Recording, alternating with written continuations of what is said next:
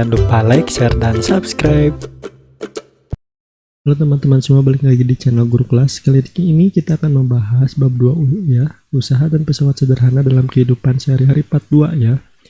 Pelajaran IPA kelas 8 semester 1 kurikulum 2013. Oke. Kemarin ya di video sebelumnya kita sudah bahas nih apa itu usaha, apa itu daya. Nah, sekarang kita bahas pesawat sederhana, apa itu pesawat sederhana dan jenis-jenisnya. Oke, pesawat sederhana adalah alat mekanik yang dapat mengubah arah atau besaran dari suatu gaya. Nah, di mana alat mekanik ini menghasilkan sebuah keuntungan mekanis ya.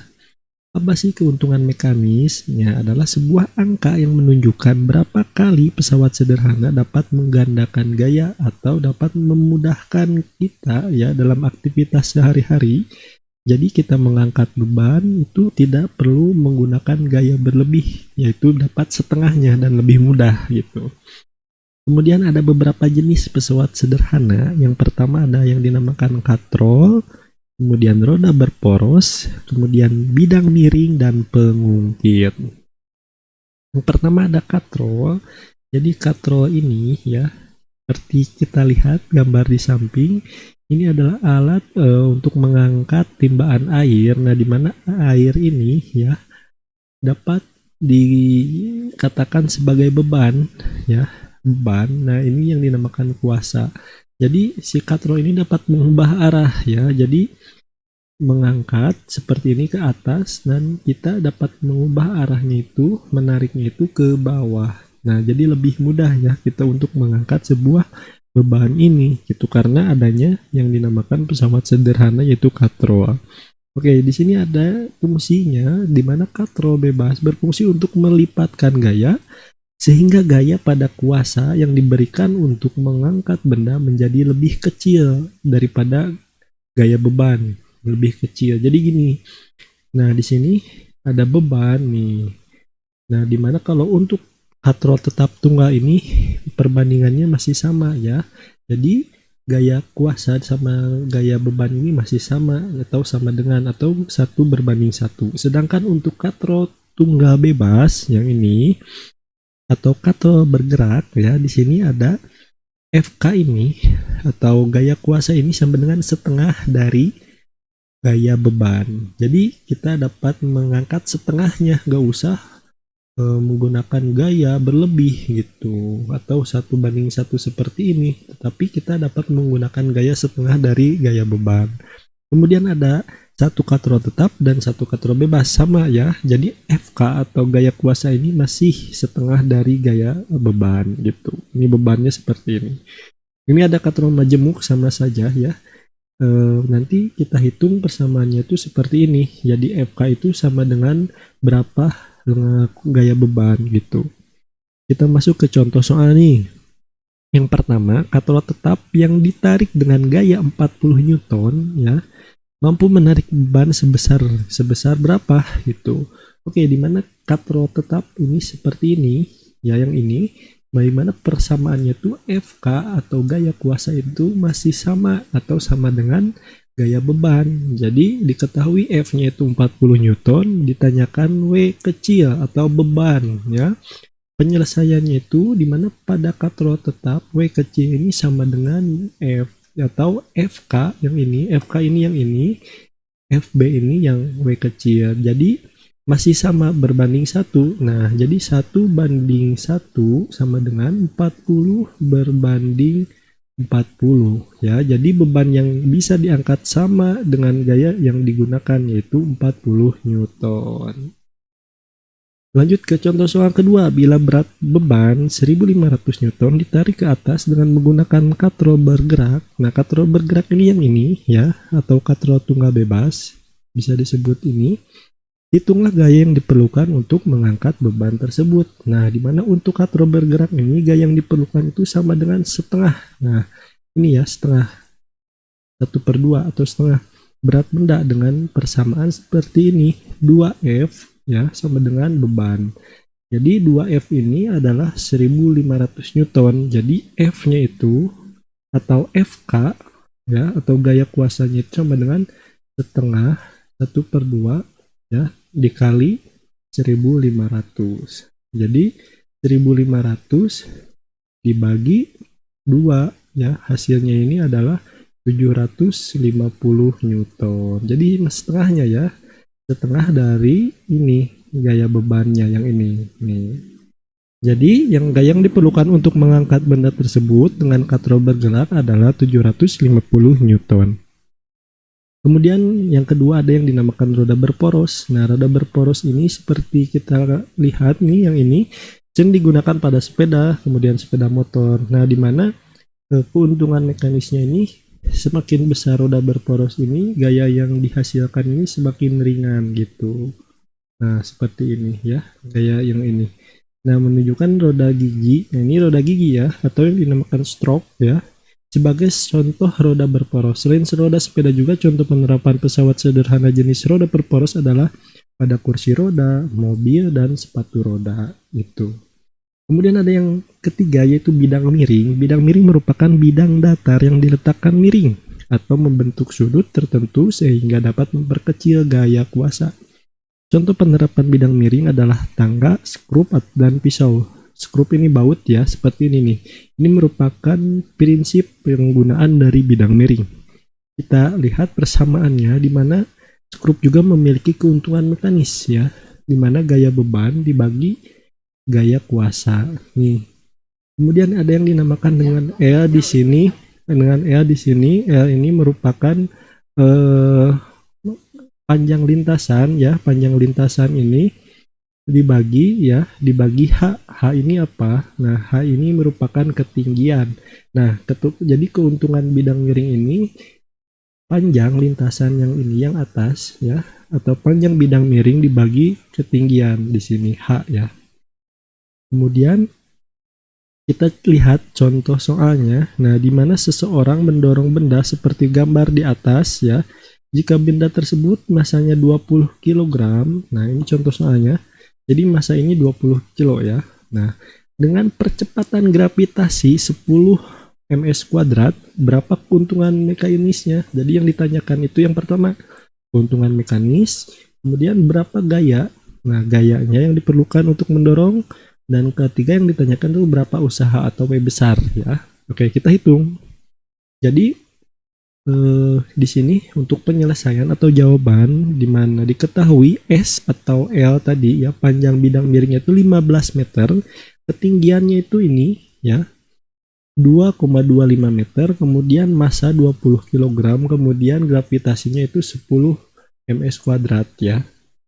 Dimana keuntungan mekanis ini S per H atau L per H, jadi 15 dibagi ini, dibagi 2,25. Jadi hasilnya itu adalah 20 per 3 di keuntungan mekanisnya, atau 6, sekian ya. Nah, inilah keuntungan mekanisnya. Nah, untuk ini, untuk gaya yang diperlukannya itu seberapa sih? Kita masukkan ke persamaan.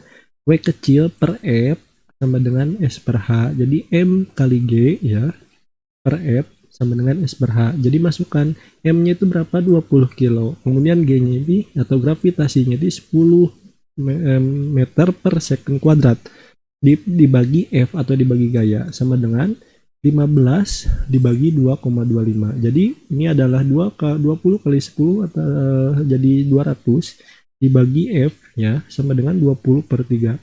Jadi sekarang masukkan 200 dikali 20 dibagi 3, hasilnya ini adalah 30 Newton. Nah, ini gaya yang diperlukannya ya, gaya yang diperlukan untuk mendorong ini itu di bola ini adalah 30 Newton. Kemudian sekarang usaha yang diperlukan untuk mendorong ini sehingga ke atas, bisa ke atas berapa? Jadi rumusnya itu W ya, W besar sama dengan F kali S, gaya dikali panjang lintasan atau panjang bidang miring. Jadi W-nya ini adalah 30 Newton, yang ini dikali 15 meter panjang lintasan atau panjang bidang miring. Jadi hasilnya itu adalah W sama dengan 450 joule. Jadi usaha yang diperlukan ya, usaha yang diperlukan untuk mendorong bola ini adalah 450 joule ya, bukan Newton, maaf, joule satuannya kalau usaha gitu. Oke, yang keempat, yang terakhir, contoh dari pesawat sederhana ada yang dinamakan dengan pengungkit. Nah, ini sering digunakan dalam kehidupan sehari-hari. Contohnya gunting, linggis, jungkat-jungkit, membuka botol, pemecah biji kenari, skop, koper, pinset, dan sebagainya. Oke, di sini ada contoh nih, contoh persamaan dari pengungkit di mana ada yang dinamakan gaya kuasa ya. Kemudian ada yang dinamakan lengan kuasa, lengan beban, ada yang dinamakan titik tumpuan dan gaya beban. Arahnya ke bawah. Ini bebannya. Jadi persamaannya itu, nah karena syarat kesetimbangan tuas ini FB kali LB sama dengan FK kali LK. Oke, jadi keuntungan mekanis dari ini pengungkit ini sama dengan LK per LB ya. LK LB. Ini LB, maaf, LB ini LK ya. Oke. Ini keterangannya. Lanjut kita ke contohnya. Untuk pengungkit jenis pertama ada yang dinamakan gunting di mana titik tumpuan berada di antara gaya kuasa ini dan gaya beban. Nah, sedangkan untuk jenis kedua contohnya ini pembuka tutup botol ya, di mana gaya beban berada pada gaya kuasa yang ini ya, ke atas dan titik tumpuan. Sedangkan yang jenis ketiga ini ya, jadi ini yang kedua ini titik tumpuannya di sini di ujung di sini. Nah, di sini. Bebannya ini di sini ke bawah. Nah, ini lengan kuasanya ke atas. Sedangkan jenis ketiga ini ada pinset di mana gaya kuasa yang berada pada gaya beban sini dan tumpuan sini. Jadi ini titik tumpuannya ini di ujung, kemudian gaya kuasanya ini di tengah-tengah, kemudian gaya bebannya ini berada pada ujungnya lagi. Nah, inilah jenis-jenis dari jenis pengungkit pertama, kedua, dan ketiga. Lanjut ke contoh soal. Untuk mengangkat beban 1000 Newton digunakan tuas yang panjangnya 300 cm dengan lengan beban 50 cm. Hitunglah gaya yang diperlukan mengangkat beban tersebut. Nah, penyelesaiannya, soal ini merupakan tuas jenis pertama, di mana titik tumpu berada di antara beban dan kuasa. Contoh. Ini contoh soal. Jadi W ini atau bebannya ini adalah 1000 Newton, kemudian lengan bebannya 50. Nah, kita cari dulu lengan kuasa. Jadi contoh gini, ini merupakan lengan ya, lengan yang panjangnya itu 300. Nah, di mana lengan bebannya ini adalah 50 cm. Nah, untuk mengetahui lengan kuasanya ini kita masukkan seperti ini. Jadi 300 dikurangi LB. Jadi 300 dikurangi 50. Jadi di sini adalah lengan kuasanya itu adalah 250 cm gitu. Jadi kan panjangnya 300 gitu. Kita masukkan saja. Jadi gaya yang diperlukan untuk mengangkat beban yaitu W kecil dikali LB sama dengan F dikali lengan kuasa. Jadi 1000 Newton dikali 50 sama dengan F dikali 250 cm. F-nya pindah ke sini ya, ke kiri. Jadi 1000 Newton dikali 50 cm dibagi 250 cm. Nah, hasilnya itu adalah gaya yang diperlukannya itu adalah berapa? Jadi gaya yang diperlukan untuk mengangkat beban adalah 200 Newton. Nah, ini contoh soal dari tuas atau pengungkit ya, jenis pertama. Oke, jadi prinsip kerja pesawat sederhana pada sistem gerak manusia juga ini ya, ada pada tubuh kita. Contoh di sini, lengan kita ini sebagai lengan beban. Nah, di sini titik tumpuannya pada sikut ya. Kemudian ada yang dinamakan bebannya ini barbelnya. Jadi seperti ini ya.